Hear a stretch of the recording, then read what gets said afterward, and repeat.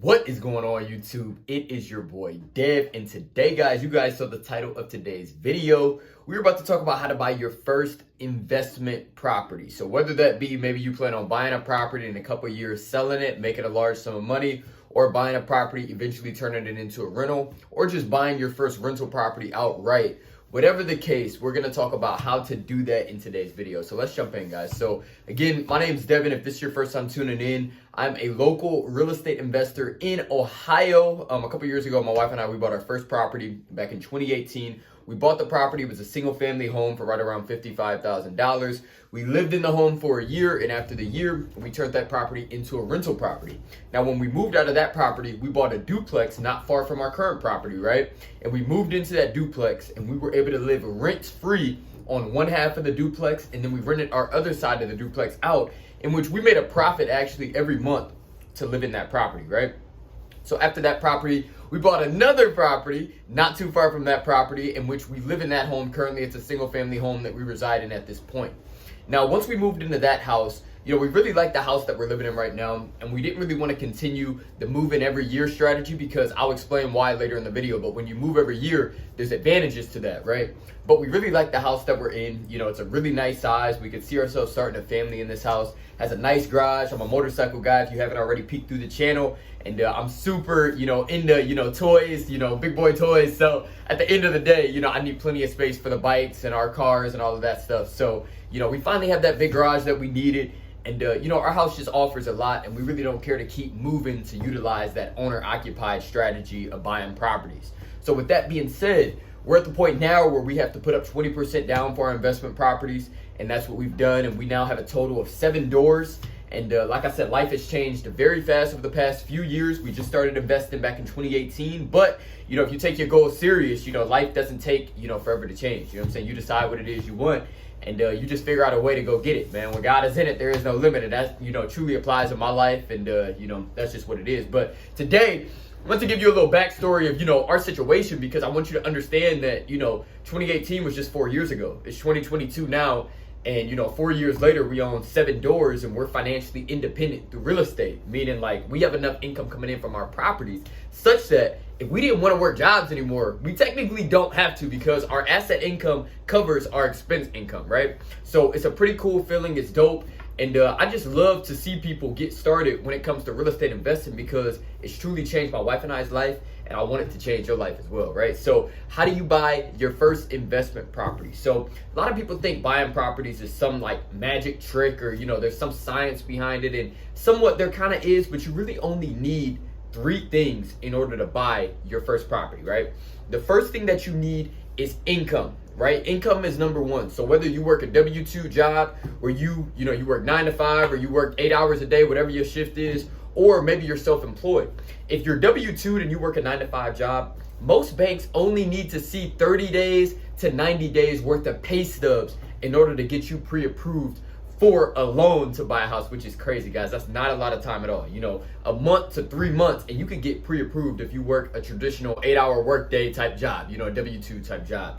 Now, if you're self-employed, I see a lot of issues with self-employed individuals in which they don't claim enough income. And when you're only claiming a little bit of income, the bank is not going to give you a loan on a home in which if they don't feel like you're making enough income to pay it back. So even though you may be self-employed and you may be making a bunch of money, that doesn't really matter if you're not showing that you're making that money and paying tax on that money, because at the end of the day, if the bank sees that you're only making $10,000, they're not going to be able to pre-approve you for a house that is worth $100,000, right? You're trying to buy a house that's worth $100,000, and you're only making $10,000 on paper, and that's just not going to make sense to the bank. They're not going to fool with you, right?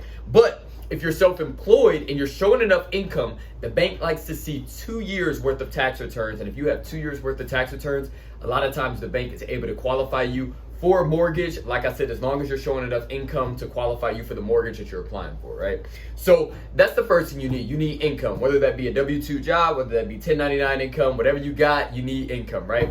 Now, number 2, which is something that it kills me. We made a video a couple weeks ago on this, but it kills me how many people don't take this subject serious, right? Because this subject has truly changed my life, guys. It's truly changed my life. It's crazy, man. But that subject number 2 happens to be credit, right?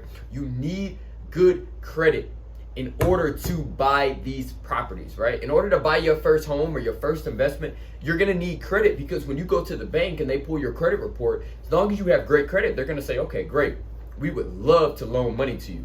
But if you have horrible credit, right, they're gonna be like, whoa, you're too high of a risk, and we're gonna pass. You know, maybe you should just go try to rent somewhere or move back in with mom and dad, because you are not in the situation in which, you know, you can afford, you know, to buy a house based off of your credit, right? So at the end of the day, you need to take care of your credit. We're not gonna deep dive into credit in this video because we made a full video on it a couple weeks ago. Go check that video out. I'll put it in the description below. But you need to take your credit serious. If you have superstar credit, you're gonna be able to do whatever you need to do when it comes to these properties. But if you have poor credit, you're gonna be very challenged on what you'll be able to do as far as buying your first investment, your next investment, and so forth, right? So number one, you need income. Number two, you need good credit, right? And number three, you need some money saved up. So one of the things I recommend for people when they come to me, because I get the question all the time, hey Dev, I see you and your wife, y'all doing your thing with the real estate.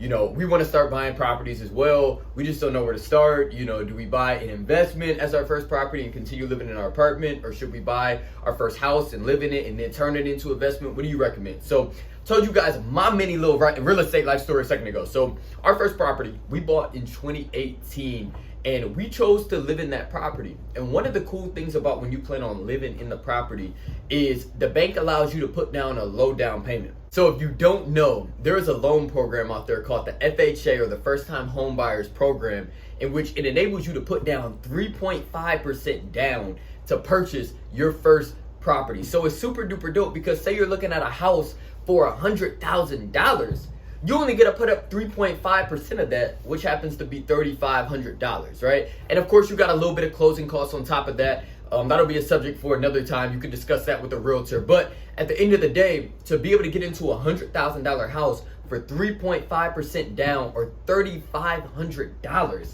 like, that is crazy. This is so powerful, because the investment strategy that my wife and I have used over the past couple years is we bought our first property using the First Time Home Buyer loan, in which we were able to only put up 3.5% down to get into our property. We lived in it for a full year. And then the cool thing about it is the bank only requires you to live in the house for 1 year. And then the bank will allow you to come back to them, and you can say, hey, I want to purchase another property. And then you can move into that next property. A lot of times they have lower down payment programs as well. Sometimes you can do another super low down payment. Sometimes it may be 5%, 10%, but you can still get into that house without putting up 20% down. And then you move into that. You turn that first one into a rental, and then you just keep going and going and going. Guys, you can buy as many homes as you would like. Not really off of that same strategy. You know, after a few, you may have to switch it up. They say you can do that 10 times, but you know what I'm saying? There's so many different strategies, and as you get into the real estate game, you start figuring out different ways that can really work for your situation and whatever your situation you're in, right? So at the end of the day, go get you some real estate. All you need to buy your first property or your first investment is income, W-2 or 1099, 2 years worth of tax returns if you're 1099, W-2, a month to 3 months worth of income, right? Number two, good credit. Take care of that credit. We talked about it in a couple videos ago. We're not about to go into it today. Just take care of that credit, because your credit can take you places, right? And number three, you need some money saved up, because when it's time to buy that first house, you're looking for that first house, you go to the bank, you get pre-approved. The bank is going to look at your income coming in. They're going to look at your bank account to see how much money you got saved up. They're going to check that credit. And if all those things lined up, you well on your way to buying that first investment. You can live in it for 1 year. Then you can go back to the same bank after that year is up and say, hey, I'm ready to buy my next house. You move into that next house, and guess what? You rent this old house out, and then that old house pays for the new house. And you just keep the process going, guys. And that's how you build wealth through real estate. And that's what we've done to get to 7 doors. And we plan on continuing on and on and on. You know, right now we got a goal of like 20, 25 doors. That'll put us at about $10,000 a month in passive income. And, you know, that's living a dream in my opinion. So at the end of the day, you know what I'm saying? You got to have a target in mind, and you got to be on your way to wherever you're going, right? Your goal may be 5 doors, bringing in an additional $1,500 a month. That's dope. Whatever your goal is, start now, because the longer you wait, the longer you far off from that goal, right? So just get started, buy that first property, do what you got to do. You know, if you got to get your credit in order, get that together. If you got to get a job, do that. If you got to get tax returns going for your business to start claiming more income so that you can qualify for the mortgage, do that. whatever you got to do, start saving up that money, living frugal so that you'll be able to experience home ownership and start buying investments and just really getting it going, guys. So at the end of the day, always remember, when God is in it, there is truly no limit, guys. God has covered us through these investments, and we are just blessed to have him in our lives, man. That's all I'm gonna say, man. I'm gonna keep it short and sweet. I'll catch up with y'all in the next video. Peace. What's going on, guys? This video is sponsored by, yes, me, Devin Clark. Guys, I want to thank you guys for tuning into this video, but I also want to make a quick announcement. If you don't know, I am a youth inspirational speaker. So if you have a school or event or organization that you would love for me to come speak to, I would love the opportunity to do so. So go visit my website at devinclarkinspires.com. Go watch one of my videos, and if you have an event that you are interested in me coming to speak to, I would love the opportunity to do so. Back to the video. Peace.